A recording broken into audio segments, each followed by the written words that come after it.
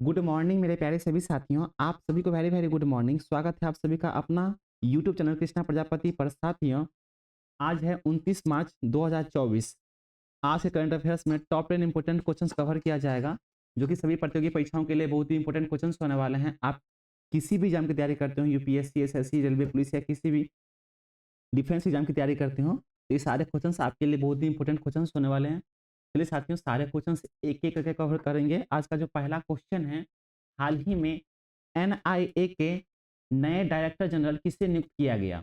जिसका सही आंसर हो जाएगा सदानंद वसंत दाते। ठीक है, इन क्वेश्चंस के कुछ इंपॉर्टेंट पॉइंट्स होते हैं जो कि आपको समझना बहुत जरूरी होता है, ताकि आपको क्वेश्चन में कोई डाउट ना रह जाए, क्वेश्चन आप अच्छे से समझ पाओ, है ना। मैंने डिटेल्स में सारे पॉइंट्स को कवर किया है, तो आप डिटेल्स में समझने की कोशिश कीजिएगा। इनका जो पहला पॉइंट है, 6 मार्च को केंद्र सरकार ने 4 पदों पे नियुक्तियां निकाली थी, जिसमें से national investigation agency, national disaster response force, special protection group और police research and development bureau. ये 4 भर्ती निकली थी। इनमें से जो है सबसे महत्वपूर्ण जिम्मेदारी महाराष्ट्र एंटी टेररिज्म स्क्वाड के चीफ और महाराष्ट्र कैडर के 1990 बैच के आईपीएस ऑफिसर सदानंद वसंत दाते को दी गई है। वे अब एनआईए के नए डायरेक्टर जनरल होंगे। ठीक है, तो सबसे जो है महत्वपूर्ण जिम्मेदारी सदानंद वसंत दाते को दी गई है, क्योंकि वो एनआईए के लिए नियुक्त किया गया है। ठीक है, नेशनल इन्वेस्टिगेशन एजेंसी के लिए। इसका दूसरा पॉइंट है, वो आप समझ लीजिए।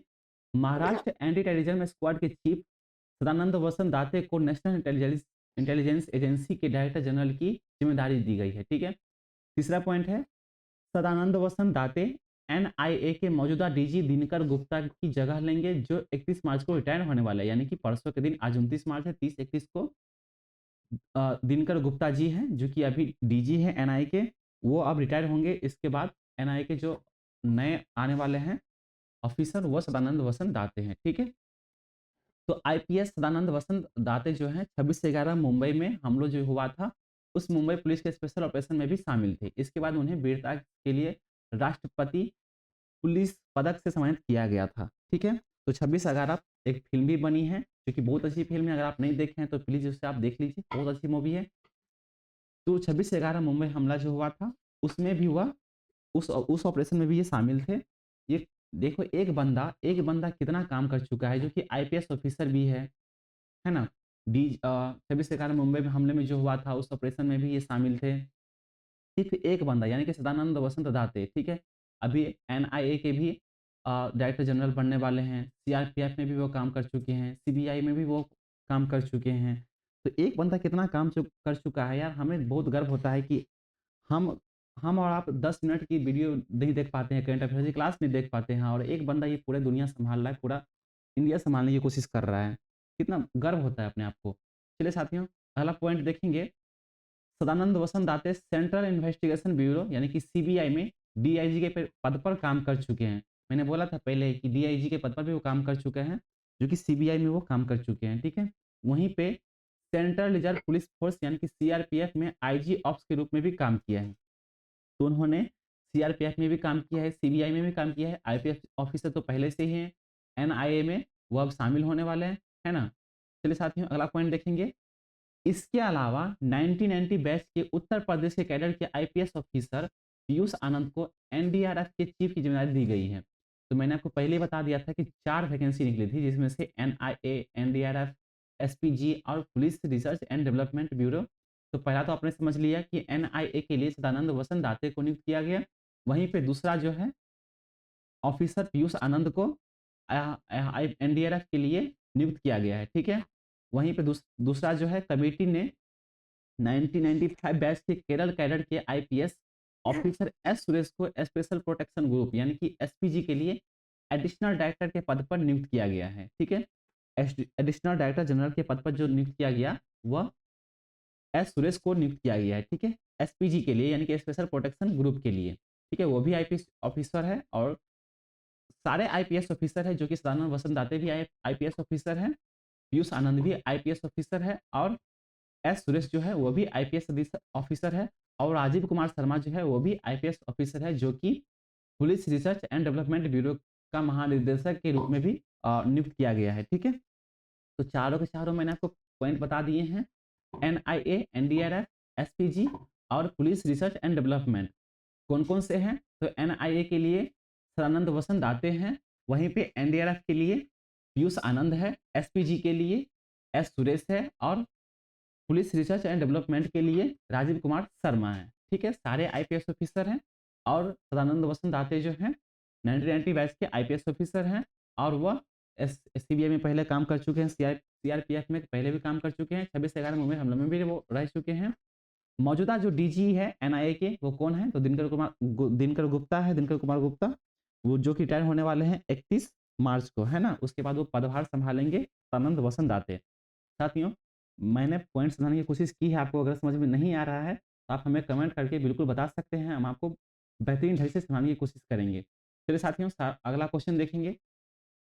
हाल ही में किस राज्य में बच्चों के लिए सोशल मीडिया का इस्तेमाल करने पर कानून लगाया गया है? तो यह फ्लोरिडा राज्य में लगाया गया है। यह हमारे देश की नहीं है, यह अमेरिका देश की राज्य है फ्लोरिडा, जो कि अलाबामा अलाबामा ये भी अमेरिका की जो स्टेट है वो भी अलाबामा है, अलास्का भी है, फ्लोरिडा भी है, कैलिफोर्निया भी है, ये सारे स्टेट हैं अमेरिका के। इसमें से जो तीसरा नंबर का पॉइंट देख रहे हो आप, फ्लोरिडा, इसी पॉइंट का इसी राज्य में जो है सोशल मीडिया का इस्तेमाल करने पर कानून लगाया गया है बच्चों के लिए। जो 14 से 15 वर्ष के बच्चे होते हैं, उससे कम उम्र के जो बच्चे होते हैं जो कि स्नैपचैट, इंस्टाग्राम सब चलाते हैं, उन्हीं के लिए यह कानून लगाया गया है कि अब वो नहीं चला सकेंगे, है ना। इन्हें भी मैंने डिटेल्स में समझाने की कोशिश की है, तो आप प्लीज़ इसे समझने की कोशिश कीजिए। अगर समझ में नहीं आ रहा है तो आप हमें कमेंट करके बिल्कुल बता सकते हैं, ठीक है। चलिए साथियों, डिटेल्स में समझेंगे इसमें।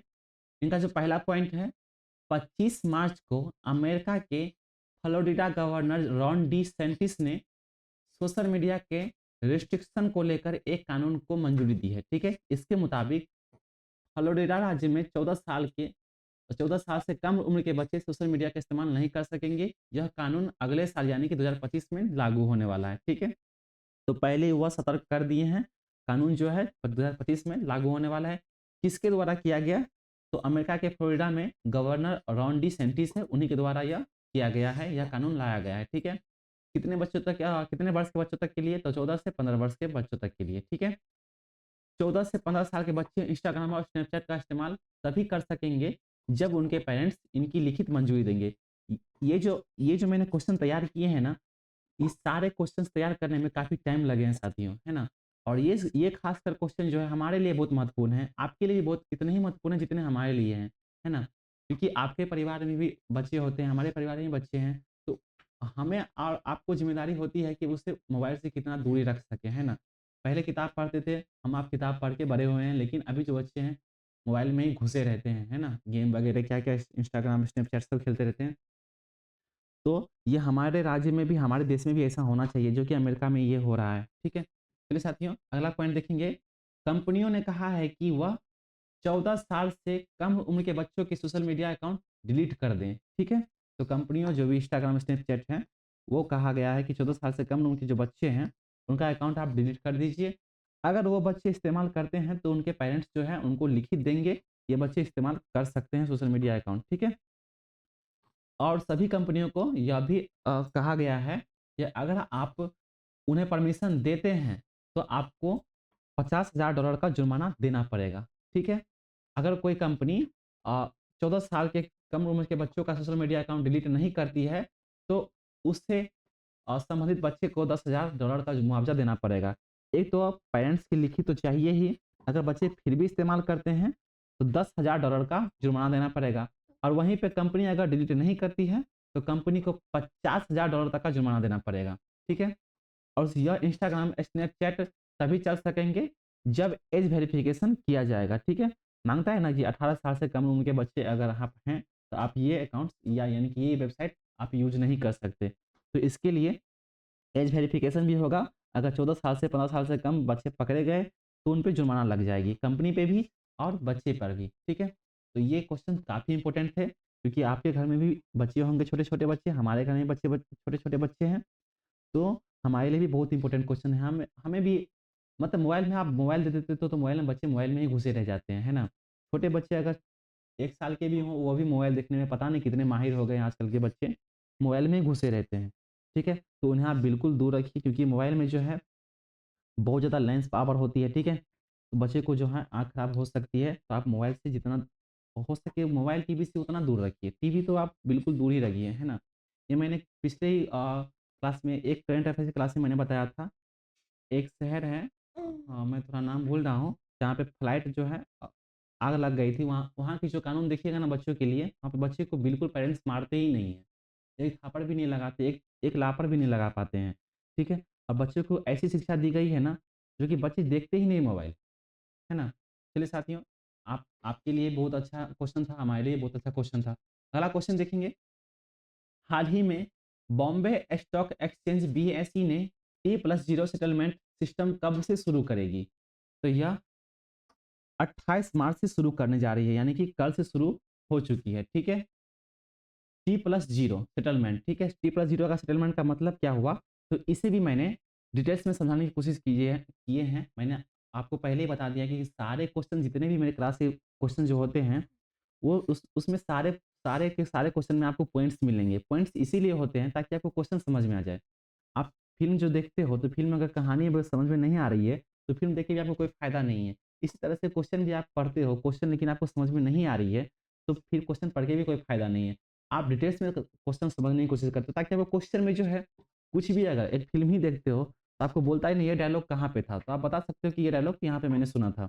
तो क्वेश्चन में भी अगर पूछा जाए कि कब हुआ था, क्यों हुआ था, किसने किया था, तो ये भी क्वेश्चन में ही समझ में आता है, पॉइंट्स में ही समझ में आता है। क्योंकि आप उसे डिटेल्स में समझने की कोशिश करते हो, है ना? तो इनका जो हाल ही में जो बॉम्बे स्टॉक एक्सचेंज है, वो T+0 सेटलमेंट लॉन्च की है, जो कि 28 मार्च से यानी कि कल से शुरू हो चुकी है ना?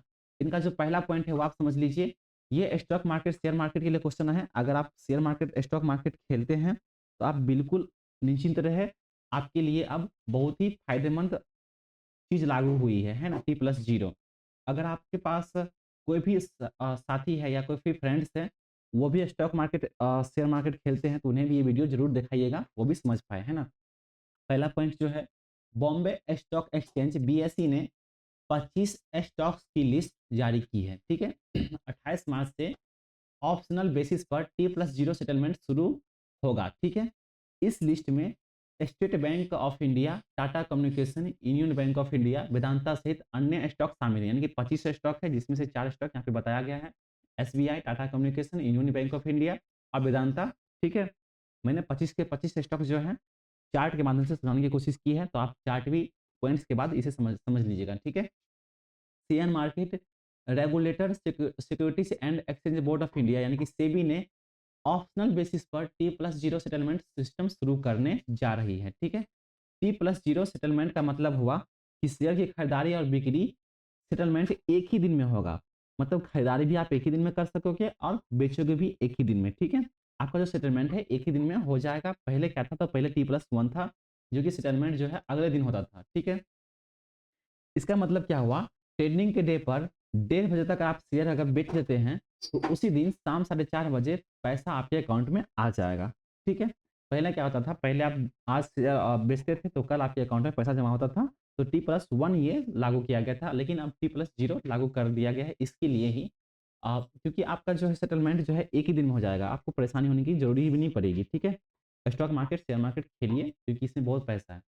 वर्तमान में भारतीय शेयर मार्केट सभी शेयरों के लिए T+1 सेटलमेंट साइकिल पर काम करता है, जिसमें टेड सेटलमेंट अगले दिन होता है, ठीक है? 6 दिन पहले सेबी ने T+0 सेटलमेंट शुरू करने को लेकर 6 स्टेप गाइडलाइन जारी किया था। तो यह 6 दिन पहले ही गाइडलाइन जारी हो चुकी थी और अभी जो है 28 मार्च से लागू कर दी गई है, ठीक है? मैंने सारे 25 के 25 स्टॉक किस-किस पे लागू होने जा रही है, मैंने चार्ट के माध्यम से समझाया हुआ है, तो आप इसे बिल्कुल समझ लीजिए। पहला जो पॉइंट है, इन स्टॉक्स में आज से T+0 सेटलमेंट शुरू होगा, यानी कि 28 मार्च से, ठीक है? पहला जो है अंबुजा सीमेंट है, अशोक लेलैंड है, बजाज ऑटो है, चौथा बैंक ऑफ बड़ौदा है, पाँचवाँ भारतीय पेट्रोलियम कॉर्पोरेशन लिमिटेड है, वहीं पे छठा जो है बिरला स्पॉट है, सातवाँ सिप्ला है, आठवाँ कॉफोर्ज है, 9वाँ डिवीज़ लैबोरेटरीज़ है और 10वाँ हिंडाल्को इंडस्ट्रीज़ है, 10वाँ इंडियन होटल्स है, 12वाँ जेएसडब्ल्यू स्टील है, 13वाँ एलआईसी हाउसिंग फाइनेंस है, 14वाँ एलटीआई माइंडेटरी है और एमआरएफ है 15वाँ। एमआरएफ के आप टायर भी लगाते हैं गाड़ियों में, तो उन्हीं के जो शेयर होते हैं, काफ़ी अच्छे शेयर होते हैं, इनके भी शेयर जो हैं हाई चले गए थे कुछ दिन पहले। चलिए 16वाँ जो है नेशनल इंडिया है, 17वाँ एनएमडीसी है, 8वां oil and natural gas corporation है ना, 21वां स्टेट बैंक ऑफ इंडिया है, 22वां टाटा कम्युनिकेशन है, 23 ट्रेंट है, 24 यूनियन बैंक ऑफ इंडिया है, 25वां वेदांता है, जो कि 4 मैंने पहले ही बता दिए थे। और इस चार्ट में 25 के 25 जितने भी शेयर हैं सारे सारे के सारे आज से यानी कि कल से 28 मार्च से T+0 सेटलमेंट शुरू कर दिया गया है। ठीक है, अगर आप शेयर खरीदते हैं, शेयर बेचते हैं तो आपका सेटलमेंट जो है एक ही दिन में हो जाएगा। ठीक है, लेकिन हाँ याद रखिएगा 1:30 बजे से पहले शेयर बेचिएगा, 1:30 बजे के बाद बिल्कुल नहीं। ठीक है, चलिए अगला क्वेश्चन देखेंगे। हाल ही में किस देश ने यूनाइटेड नेशन सिक्योरिटी काउंसिल ने सीज फायर का प्रस्ताव पारित किया है? तो यह हमास पे सीज फायर का प्रस्ताव जो है पारित किया गया है यूएनएससी के द्वारा। ठीक है, यूएनएससी का फुल फॉर्म क्या है? तो United nation security council. UNSC में कितने सदस्य हैं? तो 5 सदस्य जो कि अस्थायी मेंबर है। अगर पांचों में से एक भी व्यक्ति जो है अगर वोट नहीं करता है, अगर कोई भी कानून जो है उस पर वोट नहीं करता है तो वो प्रस्ताव जो है खारिज हो जाती है। ठीक है, इन्हें भी आप मैंने पॉइंट से समझाने की कोशिश की है, तो आप पॉइंट्स बिल्कुल समझने की कोशिश कीजिएगा। पहला पॉइंट है, इजराइल हमास के जंग के बीच पहली बार गाजा में सीज फायर के लिए यूनाइटेड नेशन सिक्योरिटी काउंसिल ने प्रस्ताव पारित किया है, प्रस्ताव पारित हुआ है। ठीक है, दूसरा पॉइंट है, गाजा में सीज फायर के लिए लाए गए प्रस्ताव पर 14 देशों ने सहमति से हुआ, जबकि अमेरिका वोटिंग से दूर रहा। ठीक है, अमेरिका जो है अस्थाई मेंबर है, फिर भी जो अमेरिका जो है वोटिंग नहीं किए। ठीक है, यूएनएससी में कितने सदस्य हैं? तो 5 सदस्य मैंने आपको पहले बता दिया कौन कौन से हैं। तो अमेरिका है, रूस है, ब्रिटेन है, फ्रांस है और चीन शामिल है। ये पांचों जो है स्थायी मेंबर है। अगर इनमें से एक भी व्यक्ति अगर वोट नहीं करता है इस पांचों सदस्यों में से, तो कोई भी प्रस्ताव जो है, कोई भी कानून जो है खारिज हो जाती है, यानी कि खत्म हो जाती है। ठीक है, सुरक्षा परिषद जो है बिना इन पांचों देशों की रजामंदी में कोई भी प्रस्ताव पारित नहीं लागू कर सकती है। ठीक है, तो अमेरिका यहाँ पे वोटिंग से दूर रहा, फिर भी प्रस्ताव जो है पारित किया गया है, क्योंकि 14 देशों की सहमति से हुआ है। ठीक है, ये इजराइल हमास जो जंग चल रही थी इसके लिए प्रस्ताव लाया गया है कि सीज फायर लागू किया गया है। ठीक है, चलिए साथियों, बहुत अच्छी क्वेश्चन थी। अगला क्वेश्चन देखेंगे, हाल ही में किस देश ने साइंस म्यूजियम ने अडानी ग्रीन गैलरी ओपन की शुरुआत की है?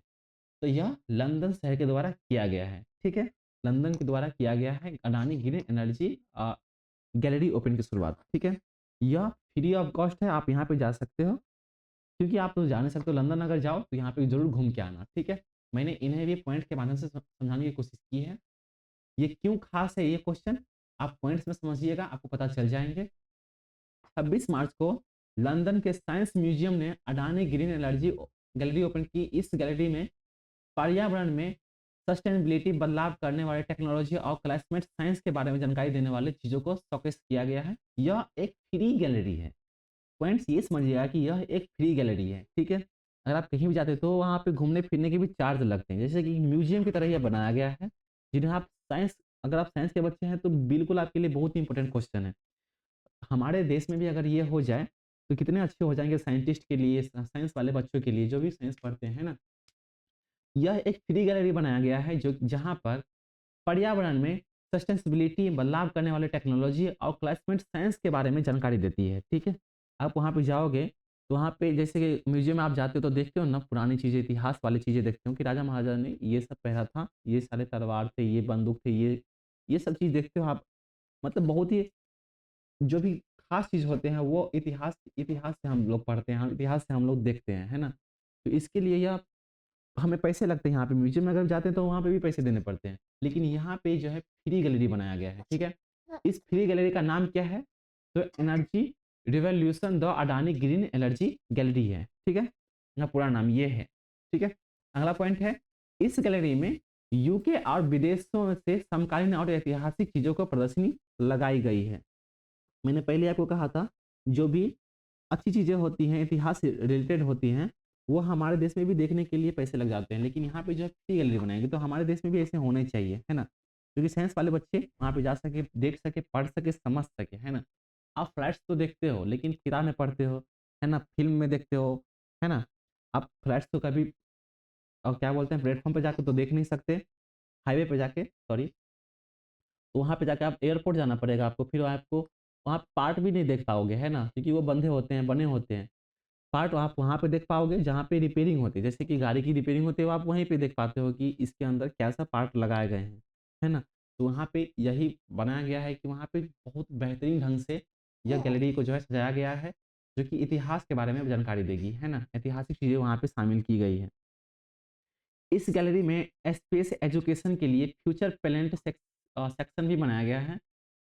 इस प्लैनेट के बारे में जानने के लिए वैज्ञानिकों द्वारा इस्तेमाल किए जाने वाले कॉम्प्लेक्स कंप्यूटर बेस्ड मॉडल को शोकेस किया गया है।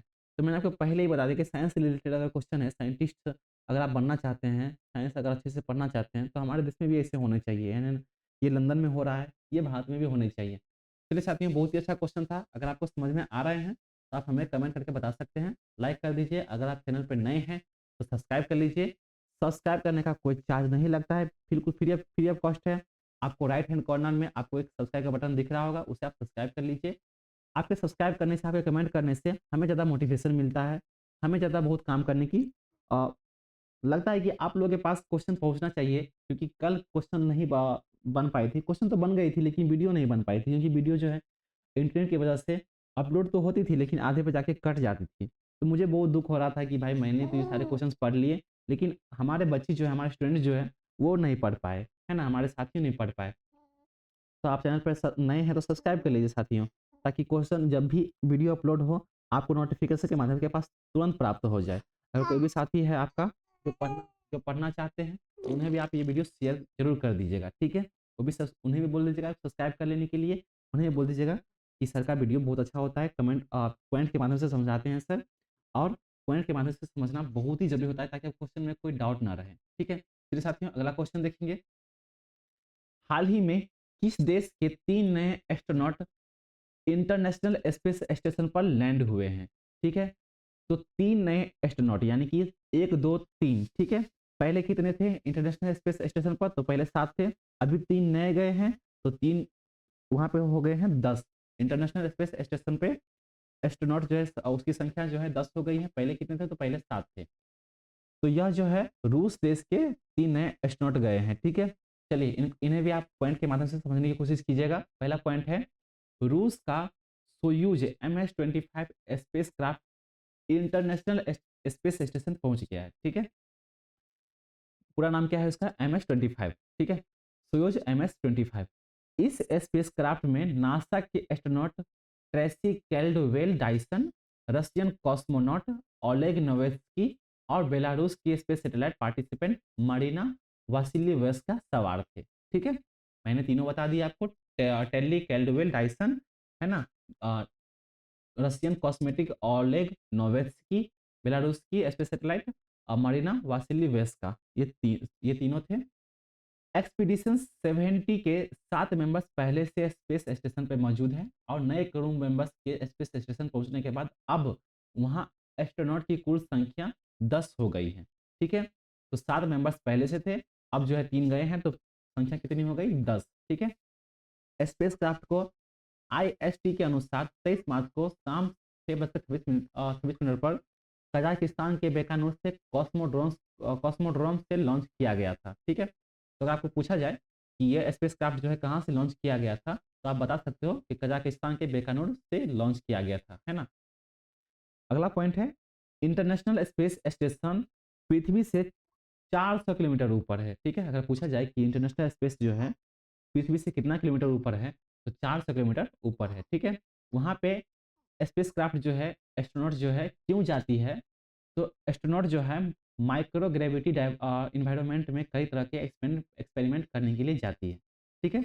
वो इन्वायरमेंट को देखने के लिए, ग्रेविटी को मापने के लिए, इन्वायरमेंट को देखने के लिए वहाँ पे यह एस्ट्रोनॉट जाते हैं, ठीक है? उन्हीं को एक्सपेरिमेंट करने के लिए। तो टोटल कितने हो गए वहाँ पे इंटरनेशनल स्पेस पे? तो 10 हो गए हैं। पहले कितने थे? तो पहले 7 थे, ठीक है?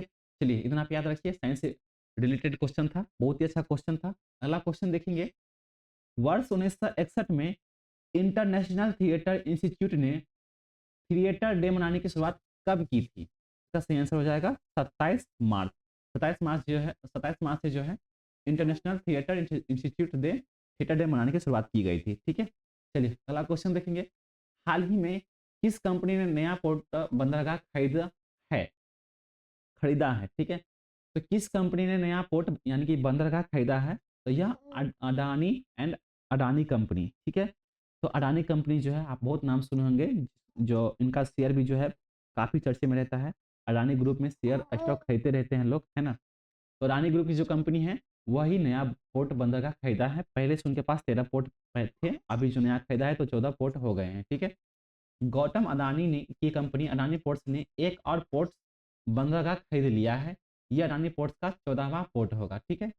इस पोर्ट्स पर कई तरह के ड्राई बल्क और ब्रेक बल्क कार्गो को हैंडल किया जाता है। अडानी पोर्ट भारत का सबसे बड़ा प्राइवेट पोर्ट ऑपरेटर और end to end logistic provider है, ठीक है।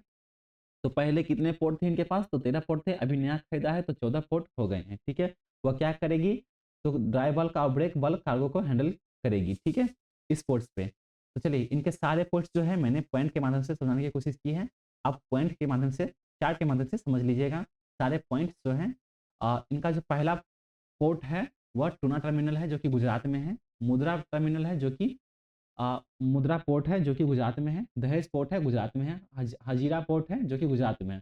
तो 4 पोर्ट इनके जो हैं वो गुजरात में स्थित हैं। इसमें से टूना टर्मिनल, मुद्रा पोर्ट, दहेज पोर्ट, हजीरा पोर्ट, ठीक है। वहीं पे दिघी पोर्ट जो है महाराष्ट्र में है। और मोरमू गांव टर्मिनल जो है गोवा में है। बिंजिम पोर्ट है केरल में है। एनो टर्मिनल तमिलनाडु में है। कटुपल्ली टर्मिनल तमिलनाडु में है। कृष्णापट्टनम पोर्ट जो है आंध्र प्रदेश में है। गंगावरम पोर्ट जो है आंध्र प्रदेश में है। धामरा पोर्ट जो है उड़ीसा में है। हल्दिया पोर्ट जो है पश्चिम बंगाल में है। तो ये 13 बड़े पोर्ट है अडानी के, और एक नया उन्होंने खरीदा है जो कि 14 पोर्ट इनके पास हो गए हैं, ठीक है। 4 पोर्ट जो है गुजरात से हैं, 2 पोर्ट जो है तमिलनाडु से है, 2 पोर्ट जो है आंध्र प्रदेश से है, ठीक है। महाराष्ट्र से सिर्फ एक ही पोर्ट है जो कि डिघी पोर्ट है। चलिए अगला क्वेश्चन देखेंगे। हाल ही में नौसेना के नए हेडक्वार्टर का उद्घाटन किसके द्वारा किया गया, तो यह रक्षा मंत्री, केंद्रीय रक्षा मंत्री राजनाथ सिंह के द्वारा यह उद्घाटन किया गया है, ठीक है। नौसेना के हेडक्वार्टर का उद्घाटन रक्षा मंत्री के द्वारा किया गया। पॉइंट के माध्यम से समझ लीजिएगा इस हेडक्वार्टर में क्या है। तो केंद्रीय रक्षा मंत्री राजनाथ सिंह ने दिल्ली के छावनी में नौसेना के नए हेडक्वार्टर नौसेना भवन का उद्घाटन किया है, ठीक है। यह इमारत मॉडर्न फैसिलिटीज और एडवांस टेक्नोलॉजी से लैस है, यानी कि मॉडर्न और फैसिलिटी और टेक्नोलॉजी से एडवांस टेक्नोलॉजी इसमें लगाया गया है, ठीक है, इस हेडक्वार्टर में, ठीक है। नौसेना ने अपना पहला इंडिपेंडेंस हेडक्वार्टर दिल्ली में स्थापित किया है, ठीक है। इसमें automated under vehicle under vehicle scanning, face recognition, electrical controls, bollard vehicle stopper शामिल है। तो इसमें कौन कौन से हैं, तो ऑटोमेटेड अंडरवैली स्कैनिंग है, फेस रिकॉग्नाइजेशन है, इलेक्ट्रिकल कंट्रोल्स है, और बोलार्ड है, व्हीकल स्टॉपर्स है, ठीक है। और इसका जो हेडक्वार्टर कहाँ पे स्थापित किया गया, तो यह दिल्ली में स्थापित किया गया है, नौसेना के इंडिपेंडेंट हेडक्वार्टर, ठीक है। हेडक्वार्टर का उद्घाटन किसके द्वारा किया गया, तो केंद्रीय रक्षा मंत्री राजनाथ सिंह के द्वारा किया गया है, ठीक है। चलिए इतना आप याद रखिए। अगला क्वेश्चन देखेंगे, लास्ट क्वेश्चन है। दुनिया के सबसे ताकतवर रॉकेट स्टारशिप को लॉन्च कब किया गया, तो दुनिया के सबसे ताकतवर रॉकेट स्टारशिप को लॉन्च किया गया 14 मार्च को, ठीक है। इसका सही आंसर जो है 14 मार्च हो जाएगा, ठीक है। इन्हीं भी पॉइंट के माध्यम से समझने की कोशिश मैंने की है, तो आप पॉइंट समझने की कोशिश कीजिएगा। सारे क्वेश्चन जो है साथियों तैयार करने में पूरे दिन निकल जाते हैं, कसम से बता रहा हूँ मैं, पूरे पूरे दिन निकल जाते हैं ये सारे क्वेश्चन तैयार करने में। और पॉइंट्स जो होते हैं ये तो तैयार करने में और भी टाइम लगते हैं, क्योंकि क्वेश्चन तो बन जाता है लेकिन पॉइंट्स समझाने में बहुत टाइम लग जाता है ना। अगर आपको समझ में नहीं आ रहा है तो हमें बिल्कुल कमेंट करके बता सकते हैं, मैं आपको समझाने की कोशिश जरूर करूंगा, है ना। चलिए साथियों इन्हें भी पॉइंट के माध्यम से समझ लीजिएगा। टेक्सास के बोका चिका से दुनिया के सबसे ताकतवर रॉकेट स्टारशिप को लॉन्च किया गया। तो कहाँ से लॉन्च किया गया, तो टेक्सास के बोका चिका से लॉन्च किया गया, ठीक है। दुनिया का सबसे ताकतवर रॉकेट है ये स्टारशिप, ठीक है। क्यों ताकतवर है आपको पता चल जाएगा पॉइंट के माध्यम से। स्टारशिप का ये तीसरा टेस्ट था जो करीब करीब सक्सेसफुल रहा। तो करीब करीब का कहने का मतलब है दो जो इसका जो स्टारशिप था वो क्रैश हो चुका था। ये तीसरा जो था करीब करीब सक्सेसफुल रहा है, ठीक है। दुनिया के तीसरे सबसे बड़े अमीर अ, कारोबारी एलन मस्क की कंपनी स्पेस एक्स ने इस रॉकेट को बनाया था, ठीक है। और लॉन्च कहाँ से किया था, तो टेक्सास के बोका चिका से लॉन्च किया गया था। किसने बनाया, तो स्पेस एक्स ने किसकी कंपनी है, तो एलन मस्क की कंपनी है, ठीक है। Starship spacecraft of super heavy rocket की कलेक्टिवली स्टारशिप कहा जाता है। तो स्टारशिप स्पेसक्राफ्ट को कलेक्टिवली स्टारशिप कहा जाता है, ठीक है। 20 अप्रैल 2023 को स्टारशिप का पहला ऑर्बिटल टेस्ट किया गया था जो कि उड़ान भरने के 4 मिनट बाद ही मैक्सिको की खाड़ी में 30 किलोमीटर ऊपर स्टारशिप को विस्फोट हो गया था। ठीक है, तो स्टारशिप में जो 4 मिनट बाद ही विस्फोट हो गया था, वो भी बंगाल की मैक्सिको की खाड़ी में। अच्छा है जो समुद्र में गिरा उन्होंने, कहीं देश में गिरता तो कितनी तबाही हो जाती है ना। दूसरा जो है, दूसरा भी लॉन्च किया गया, जो कि 18 नवंबर 2023 को लॉन्च किया गया था शाम 6:30 बजे, जो कि पृथ्वी पर वो तो पहुंच गया, लेकिन पृथ्वी पर जो वापस लैंडिंग हो रही थी तब 3.2 मिनट बाद ही 90 किलोमीटर ऊपर यह विस्फोट हो गया था। तो दोनों के दोनों अनसक्सेसफुल रहे। पहला कब लॉन्च किया गया, तो 20 अप्रैल 2023 को लॉन्च किया गया था, और दूसरा जो है 18 नवंबर 2023 को लॉन्च किया गया है। तीसरा जो है 14 मार्च 2024 को लॉन्च किया गया है। ठीक है, जो कि कभी कभी सक्सेसफुल रहा, ये भी पूरी नहीं कह सकते हैं, लेकिन साइंटिस्ट लोग हैं, है ना, वो काफ़ी मेहनत करते ही रहते हैं, नासा इसरो ये सब करते ही रहते हैं, कुछ ना कुछ तो लॉन्च करते ही रहते हैं। साइंस भाई, काम करने वाले तो काम करेंगे ही, हम और आप गधे हैं जो कि 10 मिनट की वीडियो भी नहीं देख पाते हैं ना, करंट अफेयर्स की क्लास भी नहीं पढ़ पाते। बिल्कुल आप पढ़ना चालू कीजिए, आप ही के लिए पॉइंट्स, ये क्वेश्चन तैयार किए जाते हैं आप ही के एग्जाम के लिए। चलिए साथियों, 27 मार्च के कुछ महत्वपूर्ण दिन हैं जिन्हें आपको पॉइंट के माध्यम से याद रखने हैं। आप बोल रहे होंगे सर कितना पढ़ा रहे हो, एक भी पॉइंट याद नहीं हो रहे हैं, आप इतना पढ़ा रहे हो, ये सारे पॉइंट्स जो आप बता रहे हो एक भी पॉइंट समझ में भी नहीं आ रहे, ना याद हो रहे हैं। अगर समझ में नहीं आ रहे साथियों तो आप हमें कमेंट करके बता सकते हैं। चलिए पॉइंट समझने की कोशिश कीजिएगा। ठीक है, 2008 में अंतरिक्ष यान एंडेवर पृथ्वी पर सफलतापूर्वक सुरक्षित लौटा था। ठीक है, तो पृथ्वी पर जो है एंडेवर सफलतापूर्वक कब लौटा था, तो वर्ष 2008 में 27 मार्च के दिन लौटा था। ठीक है, दूसरा पॉइंट है, वर्ष 2003 में रूस ने टोपाल RS-12M बैलिस्टिक मिसाइल का परीक्षण किया था। तो रूस ने टोपाल RS-12M बैलिस्टिक मिसाइल का परीक्षण कब किया था, तो 2003 ईस्वी में 27 मार्च के दिन परीक्षण किया था इसका। ठीक है, वहीं पे तीसरा पॉइंट है, वर्ष 1933 में जापान ने लीग ऑफ नेशंस से खुद को अलग कर लिया था। ठीक है, तो जापान ने लीग ऑफ नेशंस से खुद को अलग कब कर लिया था, तो 1933 में अलग कर लिया था 27 मार्च के दिन। अगला पॉइंट है, 1899 में इतालवी आविष्कारक जी मार्कोनी ने फ्रांस और इंग्लैंड के बीच पहला इंटरनेशनल रेडियो प्रसारण किया था। तो इतालवी जो था आविष्कारक रेडियो के, जो कि फ्रांस और इंग्लैंड के बीच पहला इंटरनेशनल रेडियो प्रसारण किया था, वह 1899 ईस्वी में किया था। ठीक है, वहीं पे 1898 में सर सैयद अहमद खान का निधन हुआ था। ठीक है, अगला पॉइंट है, 1884 में बोस्टन से न्यूयॉर्क के बीच पहली बार फोन पर लंबी दूरी की बातचीत हुई थी। ठीक है, तो बोस्टन से न्यूयॉर्क की पहली जो फोन पर बातचीत हुई थी इतनी लंबी, जो कि 1884 ईस्वी में लॉन्च बात हुई थी 27 मार्च के दिन। ठीक है, वहीं पे 1871 में पहला इंटरनेशनल रग्बी मैच स्कॉटलैंड और इंग्लैंड के बीच खेला गया था।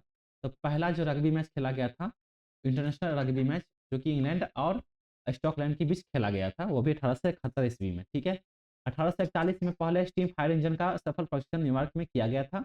वहीं पे 1721 में स्पेन और फ्रांस ने मैड्रिड समझौते पर हस्ताक्षर किए थे। ठीक है, फ्रांस और स्पेन के बीच हुआ था मैड्रिड समझौता। ठीक है, वहीं पे 1721 में समझौता हुआ था ये। ठीक है, 1668 में इंग्लैंड के शासक चार्ल्स द्वितीय ने बॉम्बे ईस्ट इंडिया कंपनी को सौंपा था। ठीक है, तो इंग्लैंड के जो शासक थे चार्ल्स द्वितीय, उन्होंने बॉम्बे ईस्ट इंडिया कंपनी को कब सौंपा था, तो 1668 ईस्वी में 27 मार्च के दिन ये सौंपा था। साथियों, ये सारे पॉइंट्स बहुत ही इंपॉर्टेंट पॉइंट्स थे जिन्हें आपको याद रखने हैं।